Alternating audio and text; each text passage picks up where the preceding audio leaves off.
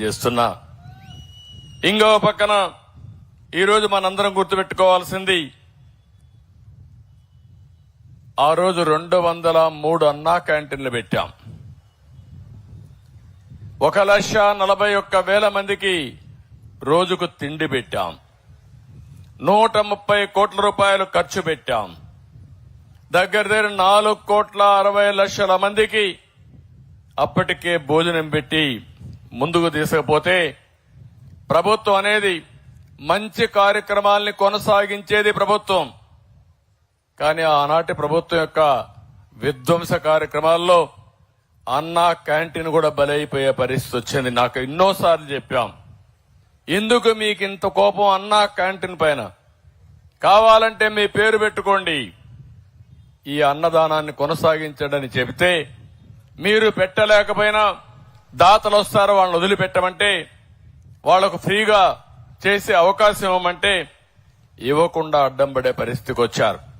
కడాన ఏ పరిస్థితికి పోయారంటే, చాలా ప్రదేశాల్లో రాజకీయ నాయకులు, స్వచ్ఛంద సంస్థల ముందుకొచ్చి అన్నా క్యాంటీన్ ద్వారా 5 రూపాయలకే భోజనం పెట్టాలనే పరిస్థితి, దానికి అడ్డం పడిపోయి చాలా దుర్మార్గంగా ప్రవర్తించారు.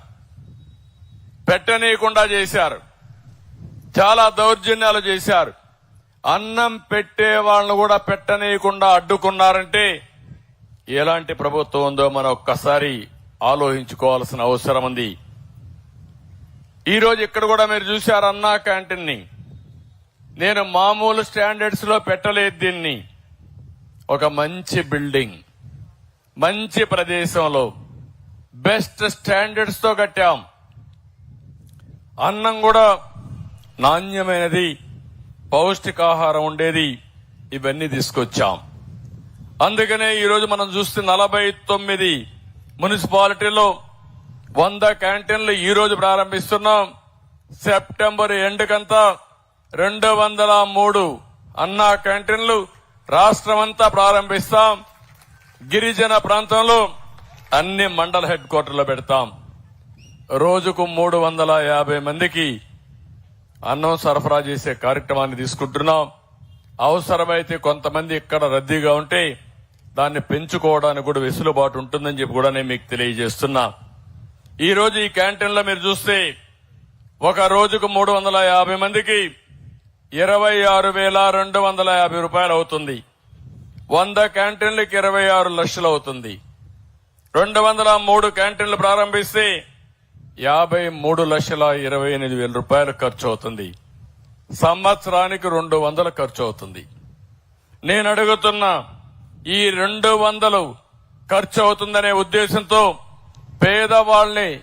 పేదవాళ్ల పొట్టగొట్టింది గత ప్రభుత్వం. అన్నా క్యాంటీన్ పెత్తందారి అని అడుగుతున్నా మిమ్మల్ని. పేదవాళ్లకు తిండి పెట్టడం మనందరి కనీస బాధ్యత. ఈ రోజు ఇక్కడ నేను చూశాను, సంస్థ కూడా మీరు ఒకసారి చూస్తే ఈ క్యాంటీన్ లో మనం వడ్డించే ఆహారం కూడా పూటకు 34 రూపాయలు పడుతుంది. బ్రేక్ఫాస్ట్ మాత్రం 22 రూపాయలు పడుతుంది. మొత్తం 90 రూపాయలు అవుతుంది. 15 రూపాయలు పే చేస్తే 75 రూపాయలు ప్రభుత్వం గాని, డోనర్స్ గాని, దాతలు గాని ఖర్చు పెట్టే పరిస్థితికి వస్తున్నాం. ఇక్కడ ఆర్గనైజేషన్ లో కూడా ₹1 ప్రాఫిట్ తీసుకోరు. హరే కృష్ణ చారిటబుల్ ఫౌండేషన్ ఈ క్యాంటీన్ రన్ చేయడానికి ముందుకొచ్చారు.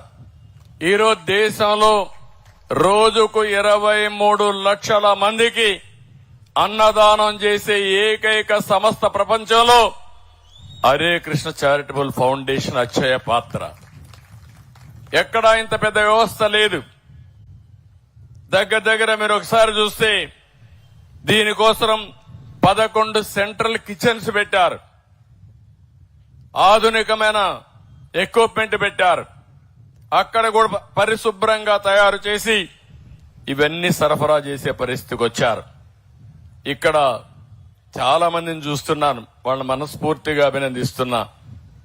నేను అన్నా క్యాంటీన్ పెడతానంటే ఆ రోజే రాజుగారు, శ్రీనివాసరాజు, ₹1 కోటి విరాళం ఇస్తానని ముందుకొచ్చిన వ్యక్తి శ్రీనివాసరాజు గారు. ఆయన ఒక మాట చెప్పాడు, మీరు ముఖ్యమంత్రి అయ్యారు, ఇక్కడ భూమి విలువ పెరిగింది, నాకు 100 కోట్ల రూపాయలు ముందు కంటే ఎక్కువ ఆదాయం వచ్చే పరిస్థితి వచ్చింది, అందుకే 1 కోటి రూపాయలు అన్నా క్యాంటీన్కి ఇవ్వాలని చెప్పి నిర్ణయించుకున్నానని వచ్చి స్వచ్ఛందంగా ముందుకు చెప్పిన వ్యక్తి శ్రీనివాసరాజు గారు.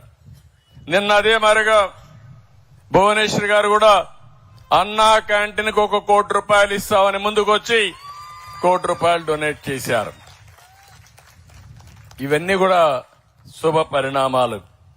నేను ఒకటే మిమ్మల్ని అందరినీ కోరుతున్నా, అన్ని దానాల కంటే అన్నదానం ఒక పవిత్రమైనది, ఒక మంచి పుణ్య కార్యక్రమం.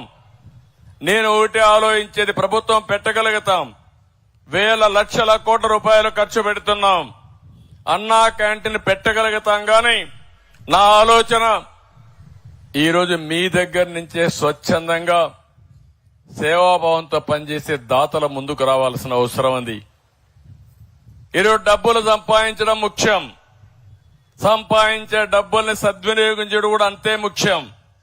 అందుకే ఈ రాష్ట్రంలో ఉండే అందరికీ పిలిపిస్తున్నా, స్వచ్ఛందంగా ముందుకొచ్చి మీరిచ్చే విరాళాల ద్వారా అన్నా క్యాంటీన్ రన్ చేసి ఇది శాశ్వతంగా నిరంతరం కొనసాగించే కార్యక్రమం కింద ఒక అటానమస్ గా తయారు చేయాలని నా సంకల్పం. ఇది ఎప్పటికీ జరగాలి, దానికి మనం శ్రీకారం చుడదాం. మీ ఇంట్లో మీకెవరికైనా పెళ్లి జరిగినా కొంచెం ఖర్చు తగ్గించుకోండి, అన్నా క్యాంటీన్కి ఇవ్వండి, ఒక క్యాంటీన్కి ఇవ్వండి, లేకపోతే రాష్ట్రం అంతా పెట్టండి, లేకపోతే మీ జిల్లాలో పెట్టండి, లేదు 1,00,000, 2 లక్షలు, 3 లక్షలు విరాళాలు ఇవ్వండి. కానీ ఇది చనిపోయిన తర్వాత కూడా ఇప్పుడు కూడా మీకు మంచి జరుగుతుంది. 10 రూపాయలు మంచి కార్యక్రమానికి ఖర్చు పెడితే భగవంతుడు 100 రూపాయలు సంపాదించే మార్గం మీకు చూపిస్తాడు, ఆశీస్సులు ఇస్తాడని చెప్పి కూడా నేను మీకు తెలియజేస్తున్నా. అందుకని దీనిపైన డిజిటల్ విరాళాలు కూడా సేకరించాలని చెప్పి ముందుకు పోతున్నాం. దానికి కూడా శ్రీకారం చుడతాం. ఇక్కడికి వచ్చినప్పుడు మీరు చూశారు, నేను ఈరోజు ఏదైతే 78వ స్వాతంత్ర దిన సందర్భంగా నేను ఒక ఉపన్యాసం చెప్పాను. ఇప్పుడే నా మెసేజ్ ఒకటి ఇచ్చాను. అందులో మీరు చూస్తే రాబోయే 23 ఏళ్ల తర్వాత మన